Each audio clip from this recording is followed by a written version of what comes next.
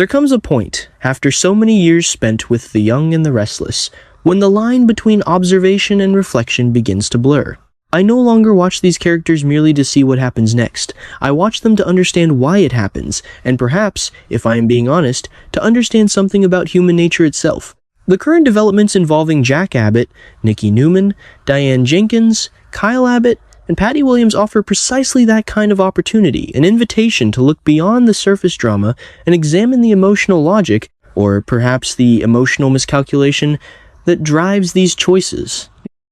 I find myself lingering first on Jack Abbott, a character whose journey I have followed with a kind of quiet investment that only time can cultivate. Jack has always struck me as a man who wants to believe in control over his business, his relationships, his legacy, and yet, time and again, we have seen that the more he tries to orchestrate outcomes, particularly in matters of the heart, the more unpredictable those outcomes become.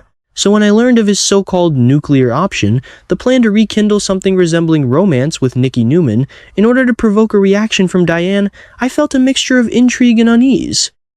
Is this strategy clever, or is it deeply misguided? That is the question I keep returning to. On one level, there is a certain logic to it.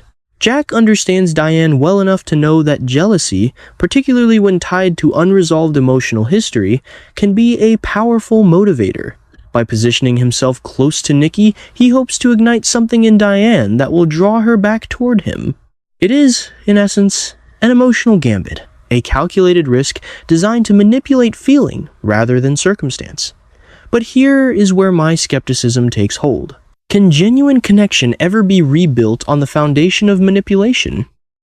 Even if Jack succeeds in drawing Diane back, what exactly will he have won? A reaction is not the same as reconciliation. Jealousy may bring someone closer, but it rarely brings them back in a way that is stable or sustainable. In fact, it often leaves behind a residue of distrust that is far more difficult to repair. And then there is Nikki herself, who is not merely a prop in this plan, but a person with her own history, her own vulnerabilities, her own deeply rooted connection to Victor Newman.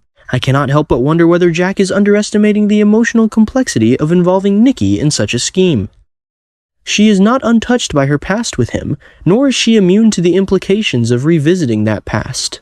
For viewers who have watched Nikki evolve over the years, there is something almost uncomfortable about seeing her drawn into what feels, at its core, like a strategic maneuver.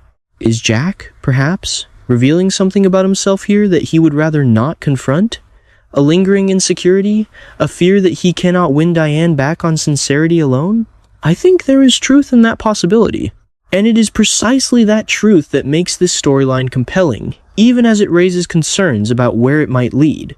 Because let us consider the potential consequences. If Diane perceives Jack's actions as insincere or manipulative, the plan could very well backfire, pushing her further away rather than drawing her closer. Worse still, it could confirm her deepest fears about Jack, that he is willing to use emotional leverage rather than honest communication to achieve his goals. And once that perception takes root, it becomes exceedingly difficult to undo. At the same time, there is a part of me that understands Jack's desperation. Love, especially later in life, carries a different weight. It is no longer just about passion. It is about companionship, about shared history, about the quiet hope of not facing the future alone.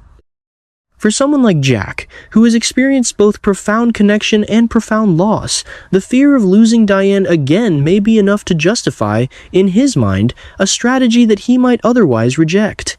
While Jack navigates this precarious emotional terrain, another thread unfolds that feels, in its own way, equally volatile. Kyle Abbott finds himself increasingly entangled in the unpredictable orbit of Patty Williams. Now, Patty is not a new force of chaos in Genoa City. She is, in many ways, one of its most enduring and unsettling presences. But what makes this current dynamic particularly troubling is the persistence of her attention toward Kyle. There is a kind of psychological pressure at play here that is difficult to ignore. Patty's behavior, her provocations, her intrusions creates an atmosphere of unease that extends beyond simple annoyance. It is destabilizing.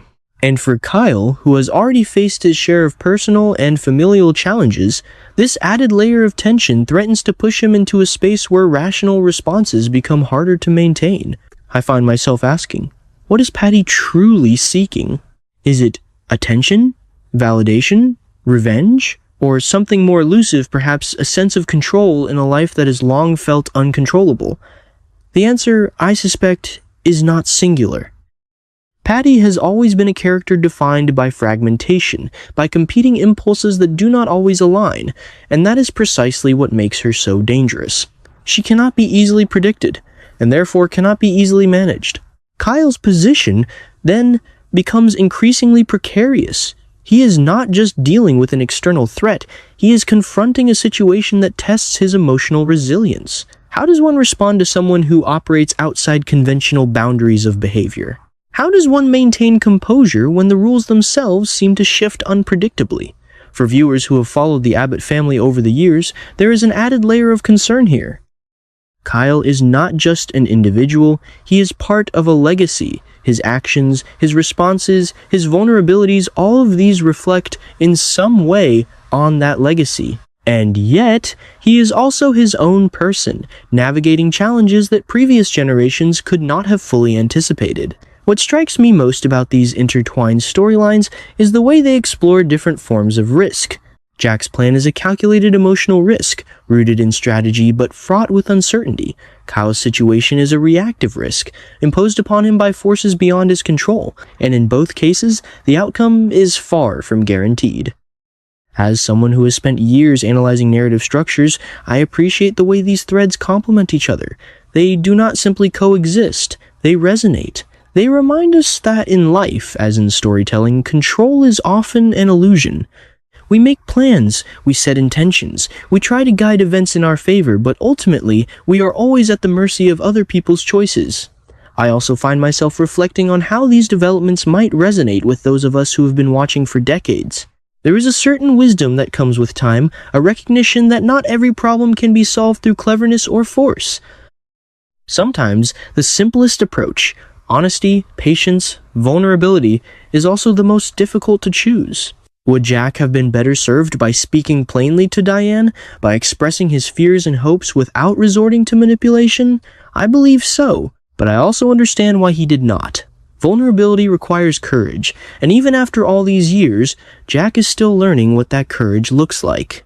As for Kyle, his challenge may lie not in confronting Patty directly, but in finding a way to maintain his own sense of stability in the face of her instability. That is no small task, and it is one that will likely test him in ways he has not yet experienced. And so, as I sit here reflecting on these episodes of The Young and the Restless, I am reminded once again of why this show continues to hold my attention. It is not because it offers easy answers, but because it asks difficult questions. It invites us to consider not just what characters do, but why they do it, and what those choices reveal about the human condition. Will Jack's plan succeed, or will it unravel in ways he cannot foresee? Will Kyle find a way to navigate the chaos surrounding him, or will he be drawn further into it? These are the questions that linger, not as frustrations, but as invitations to keep watching, to keep thinking, and perhaps, in some small way, to keep understanding.